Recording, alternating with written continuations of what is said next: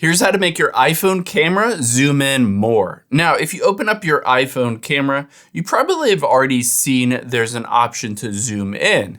It just defaults to the 1x. However, I can zoom out by tapping on 0.5x, or I can zoom in by tapping on the 2 or the 5.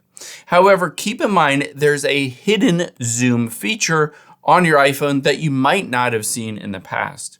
So keep in mind, whichever iPhone you have, it might have different features and different zoom abilities. You can access the advanced zoom two different ways. One way is you can tap on the 5x or whichever X that you're choosing, or you can take your finger and swipe along at the very bottom. So if I tap on 5x here, you'll be able to see it pops up with this screen. Or I can just take my finger and swipe right where the 2 and the 5 are. Now here's 2x and then 5x, but keep in mind I can zoom in even more, and I can zoom into the rug all the way up to 25x.